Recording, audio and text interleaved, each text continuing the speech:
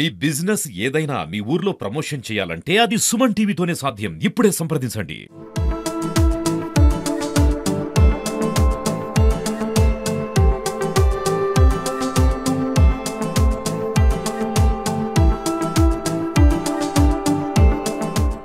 Welcome to Suman TV Warangal. మన ఇవాళ హనుమకొండ నైమ్నగర్ ప్రాంతంలో వెనిశెట్టి రవికుమార్ అనే ఉపాధ్యాయుడి ఇంట్లో ఉన్నాం. ఒక ఉపాధ్యాయుడిని ఇంటర్వ్యూ చేయడం అనేది అత్యంత సామాన్యమైన విషయం. అది పెద్దగా ఘనంగా చెప్పుకోవాల్సిన అవసరం లేదు. కానీ ఇక్కడ ఖచ్చితంగా వెనిశెట్టి రవికుమార్ గురించి చెప్పాలంటే ఒక పెద్ద చరిత్ర. మామూలు ఉపాధ్యాయుల కంటే భిన్నంగా ఆయనకు శారీరకంగా కొద్దిగా ఇబ్బందిగా ఉన్నప్పటికీ కూడా అది ఎప్పుడు కూడా ఆ లక్ష్యాన్ని సాధించడానికి ఎప్పుడు కూడా అవరోధాన్ని లెక్క చేయలేదు. తాను స్వయంగా ఒక ప్రభుత్వం చేయాల్సిన పని, ఒక వ్యవస్థ చేయాల్సిన పని వ్యక్తిగా వేలాది మంది విద్యార్థులకు వ్యక్తిగతంగా సహాయం చేశాడు. తర్వాత ఒక పాఠశాలల్లో కొన్ని నిర్మాణాలకు కూడా తన సొంత ఖర్చుతో అనేక కార్యక్రమాలు కూడా రూపకల్పన చేశాడు. ఇవన్నీ కాకుండా అటు ఒక రచయితగా, ఒక ఉత్తమ ఉపాధ్యాయుడిగా, ముఖ్యంగా జాతీయ స్థాయిలో ఉత్తమ ఉపాధ్యాయ అవార్డు కూడా తన దివ్యాంగుల కోటాలో కూడా ఆయన అందుకున్నారు. ఇన్ని అవార్డులు సాధించాడు, అనేక ఘనతలు సాధించాడు, అనేక మంది స్ఫూర్తిగా నిలుస్తున్నారు. ఇలాంటి పరిస్థితులలో ఖచ్చితంగా వారి మాటలు వినాలన్నా, భవిష్యత్తులో వారి ఆలోచన ఎలా ఉందని మనం తెలుసుకోవాలన్నా కూడా వారి ఇంటికే రావడం జరిగింది. ఒకసారి రవికుమార్ గారి మాటలు తెలుసుకుందాం. రవికుమార్ గారు నమస్కారం. నమస్కారం అండి. సుమన్ టీవీ వారికి స్వాగతం. నమస్సుమాంజలు.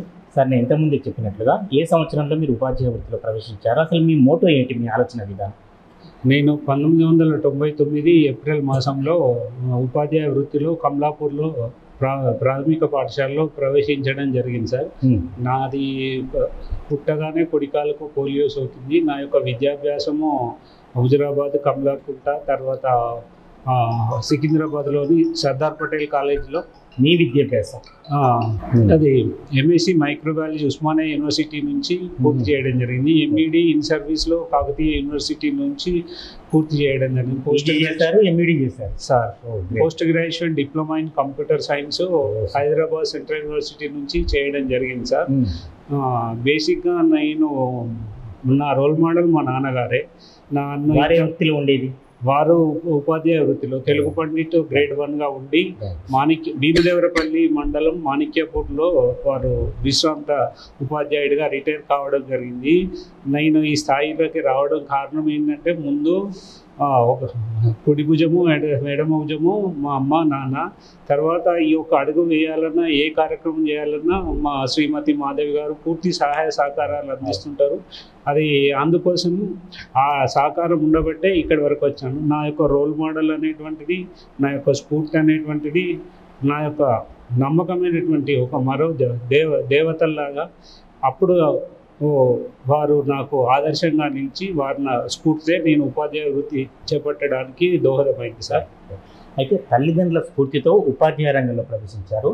ఇప్పటి మీ సహధర్మచారిణి మాధవి గారి సహకారంతో అన్ని కార్యక్రమాలు చేస్తున్నారు. అయితే ఒక దివ్యాంగుడు అనే ఎక్కడ ఇబ్బంది లేకుండా, దాన్ని లక్ష్య పెట్టకుండా చాలామందికి స్ఫూర్తిగా నిలుస్తున్నారు. అసలు టీచర్ ప్రొఫెషన్లోకి వచ్చిన తర్వాత మీకు ఏమనిపించింది? టీచర్ వృత్తిని ఎందుకు ఎంచుకోవాలనిపించింది? ఫాదర్ వల్ల నేర్చుకున్నారా, మీకంటూ సొంతంగా ఇష్టం ఉందా? టీచర్ వృత్తిలో ఎందుకుంటానంటే, ఒక వేల సూర్యచంద్రుల కాంతులు అనేటువంటిది మన భూమి మీద ప్రసరిస్తూ ఉంటుంది. తర్వాత ఆ సూర్యచంద్రుల కాంతి కిరణాల వల్ల సమాజంలో పేర్కొన్నటువంటి అజ్ఞానాన్ని తొలగించలేము. మరి ఎవరి ద్వారా తొలగించగలము అని అంటే, సమాజంలో ఉన్నటువంటి వారి యొక్క అజ్ఞానాన్ని తొలగించాలంటే విజ్ఞానమైనటువంటి గురువు గారి యొక్క విజ్ఞాన కాంతి కిరణాలను వారి హృదయ పటలాన్ని ఛేదించుకొని వెళ్ళి వారిని జ్ఞానవంతులుగా తీర్చిదిద్దడానికి ఉపాధ్యాయ వృత్తి అనేటువంటిది అవసరం. ఒక కలెక్టర్ని కానీ, ఇంజనీర్ని కానీ, ఒక ఎంఆర్ఓని కానీ, ఒక డాక్టర్ని కానీ, ఇంకొక వేరే ఏ వృత్తులు ఉన్నటువంటి వాళ్ళు కూడా వారిని తయారు చేయలేరు. కానీ అన్ని వృత్తులను తయారు చేసేటువంటి వృత్తి మాత్రం ఉపాధ్యాయ వృత్తి. ఉపాధ్యాయుడు పాఠం చెప్పడం తరగతి గదిలో పూర్తవుతుంది కావచ్చు, కానీ చదవడం మాత్రం వారి చివరి శ్వాసతోటే అంతమవుతుంది. ఒక్క మాట చెప్పండి రవికుమార్ గారు. ఉపాధ్యాయులు చాలామంది చెప్తారు, కానీ తరగతి గదిలో ఎలాంటి పాఠాలు చెప్తే, ఏ విధంగా చెప్తే, ఇప్పటి పరిస్థితుల్లో జనరేషన్ చాలా ఫాస్ట్ అయిపోయింది. ఇటువంటి పరిస్థితులలో ఎలాంటి టీచింగ్ మనం అందియాలి? ఇప్పుడు ఉన్నటువంటి ఇప్పుడు ఉన్నటువంటి ఆధునిక సాంకేతికతను పాఠ్యాంశాన్ని మనకు టీచింగ్ లెర్నింగ్ మెటీరియల్ అనేటువంటిది దానికి ఏ విద్యార్థి ఒక తరగతి గదిలో ఒక పాఠశాలలో ఉన్నటువంటి విద్యార్థుల యొక్క మానసిక స్థితి, వారి యొక్క శారీరక మానసిక వారి యొక్క సైకలాజికల్ ఫీలింగ్స్ కనుక దృష్టిలో పెట్టుకొని వారికి అంటే క్లెవర్ స్టూడెంట్ ఒకసారి చెప్తేనే అర్థం చేసుకొని చేయగలుగుతాడు. సాధారణ స్థాయి ఏమీ నేర్చుకున్నటువంటి స్థాయి విద్యార్థిని కూడా దృష్టిలో పెట్టుకొని వారికి బోధన చేసినప్పుడే మేము నిజమైన తరగతి గదిలో నిజమైన బోధన ఇచ్చినటువంటి వాళ్ళం అవుతాము. దేశ భవిష్యత్తు నిర్మింపబడేది, దేశ నిర్మాతలు తయారయ్యేది తరగతి గదిలోనే, తరగతి 4 గోడల్లోనే నిర్మించబడుతుందని కొఠారి గారు చెప్పినటువంటి సూక్తితో పాటు అబ్దుల్ కలాం గారు కూడా ఒక కొటేషన్ ఇచ్చారు. వారు రాసినటువంటి ఇండామిటబుల్ స్పిరిట్ అనేటువంటి పుస్తకంలో నేను చదివినటువంటిది ఏంటంటే, తరగతి గది అనేటువంటిది పాఠం చెప్పి పాఠం పూర్తి కావడమే కాదు, తరగతి గది అనేటువంటిది భవిష్యత్తుకు సమాజానికి ఒక విజ్ఞాన ప్రసార కేంద్రంగా నిలిచినప్పుడే దానికి ఒక విలువ ఉంటుంది. అది ఒక మంచి సంకేతం ఇస్తుంది, మంచి ఆత్మవిశ్వాసాన్ని పెంపొందిస్తుందని చెప్పడం జరిగింది సార్. గొప్ప వ్యక్తుల ఆలోచనలన్నీ మీరు చెప్పారు, చాలా వరకు ఆచరిస్తున్నారు కూడా. మీరు పనిచేసిన స్కూళ్ళలో మీకు విద్యార్థులకు మధ్య ఎలాంటి సంబంధం ఉంది? ఎక్కువగా విద్యార్థులకు మాకు సంబంధం అంటే వాళ్ళు విద్యార్థులని కానీ ఈయన సారు ఒక టీచరు సారు కొడతాడు, తర్వాత అనుబంధము కాక వారికి అవసరమైతే తండ్రి పాత్ర పోషించడం అయితే, స్నేహితుని పాత్ర పోషించడం, అవసరమైతే రక్షణకర్తగా అంటే వారికి ఏదైనా అవసరం అనుకుంటే నాకు తోచినంతగా వారికి ఒక బుక్, పెన్ను, తర్వాత ఎగ్జామ్ ప్యాడ్ కానీ అట్లాంటివి నాకు తోచినంతలో నాకు ఉన్నంతలో వారికి సహాయం చేయడం జరిగింది. ఎందుకంటే ప్రాథమిక దశలోనే వారు ఇబ్బంది పడి చదువుకు ఆటంకపరుచుకొని ఏదైనా ఇబ్బంది పడితే భవిష్యత్తుకు వారు వెళ్ళలేడు. ఉపాధ్యాయుడు అనేటువంటి వాడు నిచ్చెన లాంటి వాడు. నిచ్చెన అక్కడే ఉంటుంది కానీ విద్యార్థి ఒక్కొక్క మెట్టు ఆ నిచ్చెన ఉన్న మెట్టు ఎక్కుకుంటూ పైకి వెళ్తాడు.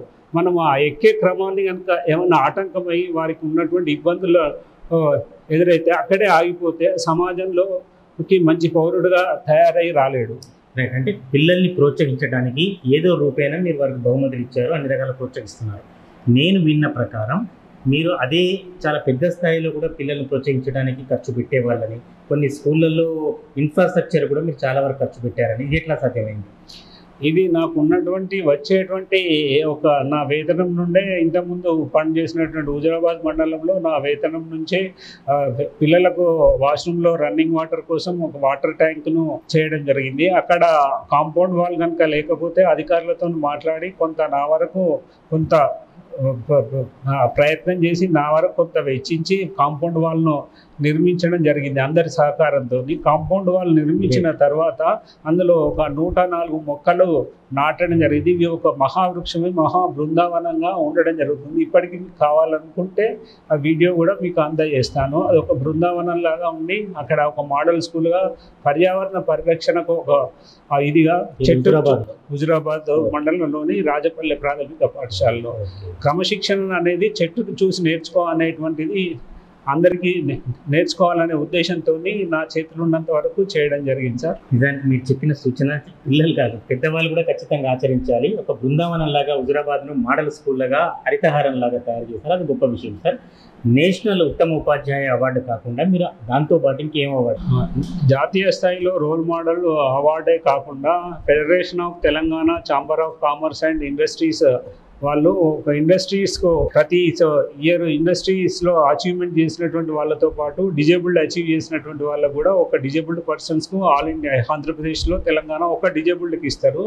అలాంటి అవార్డ్స్ ఒకసారి అప్పటి మాజీ ముఖ్యమంత్రి కిరణ్ కుమార్ రెడ్డి గారు, తర్వాత 2017లో మన అప్పటి హిమాచల్ ప్రదేశ్ గవర్నర్ బండారు దత్తాత్రేయ గారితో తీసుకోవడం జరిగింది. తర్వాత NDTV national New Delhi television award కూడా గౌరవ ఇంటర్నేషనల్ క్రికెటర్ అనిల్ కుంబ్లే గారితో తీసుకోవడం జరిగింది. మొన్న జూన్ 15న అక్కడ వేటపాలెంలో స్కూల్ ప్రిన్సిపల్ నారాయణ స్వామి గారి యొక్క రెఫరెన్స్ గారితో మాజీ రాష్ట్రపతి సర్వేపల్లి రాధాకృష్ణన్ గారి సన్ అయినటువంటి జీవి సుబ్రహ్మణ్యం గారితో చిత్తూరులో తీసుకోవడం జరిగింది సార్.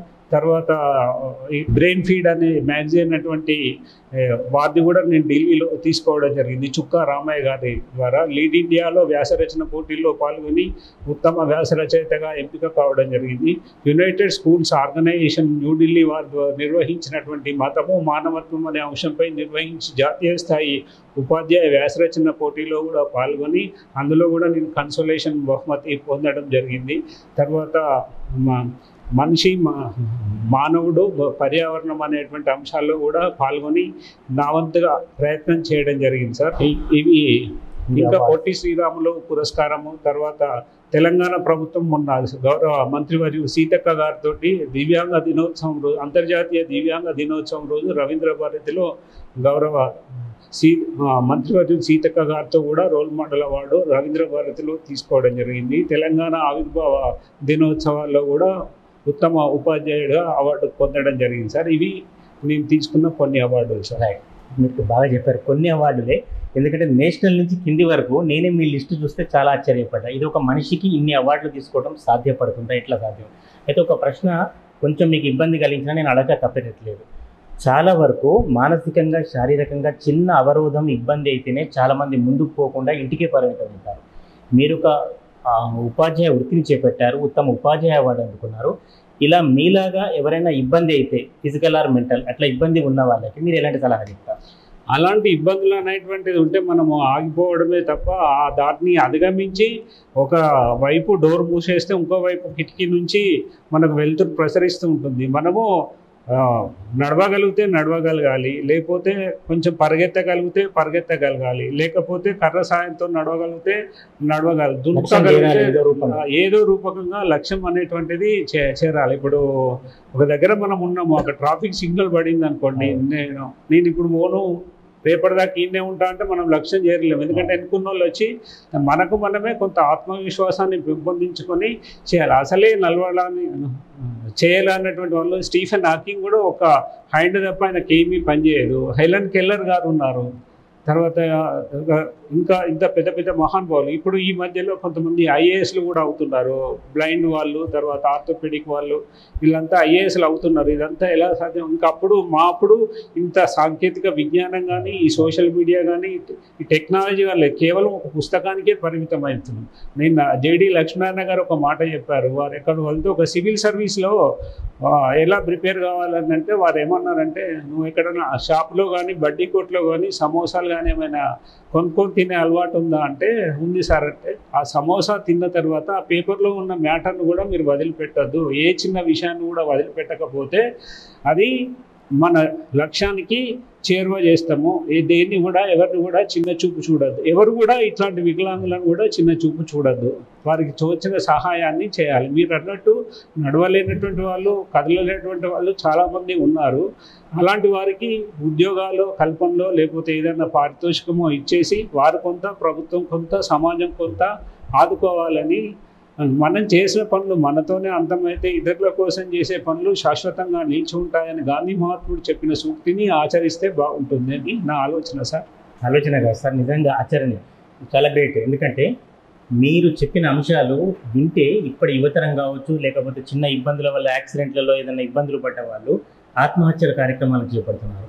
మరి ఇటువంటి పరిస్థితులు ఉన్న వాళ్ళకి మీరు ఎప్పుడైనా రెగ్యులర్గా మీ స్కూల్లో కానీ బయట కార్యక్రమాల్లో కానీ పాల్గొని ఏమైనా చెప్తున్నారా? ఇటువంటి అంటే స్ఫూర్తిదాయక ప్రసంగం వారికి యోగా, తర్వాత మీరు ఇంతకుముందే అన్నట్టు మీ గురించి చూశాను అన్నట్టు పాఠ్యాంశం ఒక్కటే వారి జీవితాన్ని నిలబెట్టు. పాఠ్యాంశంతో పాటు ఎక్స్ట్రా కరిక్యులర్ యాక్టివిటీస్ అయినటువంటి డ్రాయింగ్ పోటీ కానీ, సింగింగ్ పోటీ కానీ, ఆ తర్వాత పద్యపఠన పోటీలు అటువంటివి కానీ, తర్వాత చిన్న చిన్న క్రీడలు కానీ అటువంటి.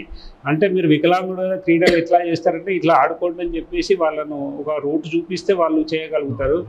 తర్వాత ఈ అట్లాంటి ఆలోచన రాకుండా కొన్నిసార్లు ఇలాంటి ఆటంకాలు ఎదురైతే పెద్దలతో మాట్లాడి మా యొక్క ఇందాక చెప్పినట్టు మా గౌరవ మర్కజీ స్కూల్ కాంప్లెక్స్ హెచ్ఎం గారు, తర్వాత ఎంఈఓ గారు కూడా సంప్రదించి ఎలా చేయాలంటే వారి సూచనలు తీసుకొని వారికి ఎంకరేజ్ చేసి అలాంటి ఆలోచనలు రాకుండా చిన్నప్పుడే వారి మనసుల్లో మంచి భావాలు నాటితే ఒక మంచి పౌరుడిగా ఎదిగే అవకాశం ఉంటుంది. వారికి ఒక ఆత్మవిశ్వాసం అనేటువంటిది చదువుతో పాటు విద్యేతర కార్యక్రమాల ద్వారా పెంపొందించే దానికి నా వంతుగా తరగతి గదిలో ప్రయత్నం చేస్తున్నాను. రవికుమార్ గారు, అంటే అందరికీ ఎక్కడో ఒక సర్టెన్ క్రైటీరియాలు ఆగిపోతారు. మీకు నేషనల్ ఉత్తమ ఉపాధ్యాయ అవార్డు వచ్చింది, ఇప్పటికే ఉపాధ్యాయుడిగా అనేక కార్యక్రమాల్లో పాల్గొంటున్నారు, అవార్డులు అందుకుంటున్నారు. ఇంకా మీకు అచీవ్ కానీ గోల్ అంటూ ఏమైనా ఉందా? మీ లక్ష్యం ఏంటి? అచీవ్ అని గోల్ అంటూ ఏం లేదు. అంటే ఉద్యోగస్తులకు ఈ పద్మశ్రీ అంతి వాటికి అర్హత లేదు. ఒకవేళ రిటైర్ అయిన తర్వాత ఒకవేళ దేవుడు సహకరిస్తే పద్మశ్రీ వాళ్ళ వరకు వెళ్ళాలని ఆలోచన ఉంది. అదే మాదిరిగా సరే వీటి కోసం అలా అని వాటి కోసం అనేది లేదు. అవి ఏదో వచ్చిందని చేసేది మాత్రం ఆగిపోవడం అనేటువంటిది జరగదు.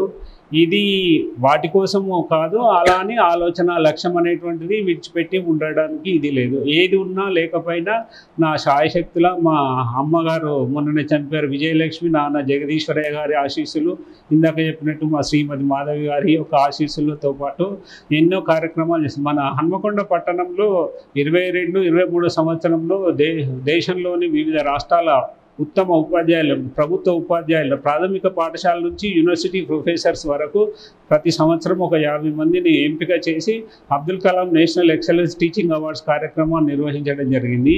దివ్యాంగులకు కూడా ఒక 25 మందికి ఉగాది పురస్కారాలను మనం అవోపా భవన్లో ఇవ్వడం జరిగింది సార్. అంటే దివ్యాంగుడు అయి ఉండి దివ్యాంగులకు కూడా ప్రోత్సాహం ఇవ్వాల్సిన బాధ్యత నా మీద ఉంది. కాబట్టి అబ్దుల్ కలాం గారిని ఒకసారి హైదరాబాద్లో, ఒకసారి రాష్ట్రపతి భవన్లో కలవడం జరిగింది. ప్రణబ్ ముఖర్జీ గారి నుంచి కూడా ఆశీస్సులు తీసుకోవడం జరిగింది సార్. పుల్లెల గోపీచంద్, చుక్కా రామయ్య వీరందరి యొక్క ప్రభావం నా మీద ఉంది. అందులో నా వంతుగా నా ఛాయశక్తుల ప్రయత్నం చేస్తున్నా సార్, సమాజం యొక్క అభివృద్ధి కోసం, విద్యా అభివృద్ధితో పాటు. చాలా చేశారు. ఎవరో ఒక కవి రచయిత చెప్పినట్టు, కుదరకపోతే పరిగెత్తి నడవమను, పాక్కుంటూ వెళ్ళమని. నిజానికి అంతకంటే గొప్ప స్థాయిలో మీరు చేస్తున్నారు. చివరగా మీ తోటి ఉపాధ్యాయులకు కావచ్చు, విద్యార్థులకు కావచ్చు, సమాజానికి కావచ్చు, లేదా చాలామందిని చిన్న చూపు చూస్తున్న ఒక వ్యవస్థకు కావచ్చు, మీరే ఇప్పుడు మనకు ఎవరిని కూడా చిన్న చూపు చూడడానికి అవకాశం లేదు. ఏదైనా ఎవరిని తక్కువ అంచనా వేయడానికి అవసరం అనేటువంటిది లేదు. మనము ఇప్పుడు ఒక పక్కన ఒక పూరుగుడిసె ఉంటుంది, పూరుగుడిసె తర్వాత పెంకుటిల్లు తర్వాత ఒక బిల్డింగ్ తర్వాత అంతస్తుల బిల్డింగ్ తర్వాత అపార్ట్మెంట్ ఉంటుంది.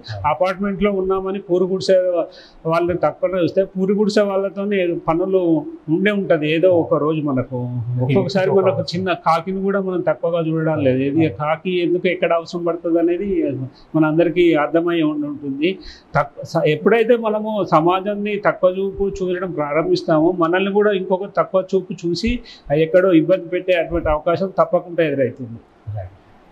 చాలా గొప్పగా సార్. ఖచ్చితంగా అంటే ఒక మానసిక అత్యున్నతమైన ట్రైనింగ్ పొందిన మానసిక ఉపాధ్యాయుడు ఎట్లయితే చెప్తాడో, ఒక డాక్టర్ సైకాలజిస్ట్ చెప్తాడో అంతకంటే గొప్పగా చెప్పారు. మీ కోరిక తప్పనిసరిగా ఫలించాలని, ఉద్యోగం విరమణ తర్వాత పద్మశ్రీ అవార్డుకు ఇటువంటి వాటికి కూడా మీ కేటగిరీలో కూడా పరిగణలోకి తీసుకోవాలని మేము కూడా మనస్ఫూర్తిగా సుమన్ టీవీ పక్షాన్ని ఆకాంక్షిస్తున్నాం. ధన్యవాదాలు వెళ్తున్నాం. మాలాంటి సామాన్యమైనటువంటి ఉపాధ్యాయులను, ప్రాథమిక పాఠశాల ఉపాధ్యాయులను ఎవరో కొంతమంది గుర్తించి సమాజానికి పరిచయం చేస్తున్నారు. మాలాంటి వాళ్ళను గుర్తించి గుర్తుపెట్టుకొని నాలాంటి వారికి ఆత్మవిశ్వాసాన్ని పెంపొందించి మా ఇంటికి వచ్చి ఈ కార్యక్రమాన్ని నిర్వహించి నన్ను సమాజానికి పరిచయం చేస్తున్నటువంటి ఈ సుమన్ టీవీ మీకు, కెమెరామెన్ గారికి, మీ యాజమాన్యానికి నా శిరస్సు వంచి నమస్కరిస్తూ మీ యొక్క ఆత్మవిశ్వాసానికి మాకు ఇలాగనే కొనసాగాలని, మున్ముందు ఇలాగే మీ ప్రోత్సాహం ఉంటుందని నా మనసా శిరస వాంఛిస్తూ మీకు నమస్కరిస్తున్నాను. Thank you.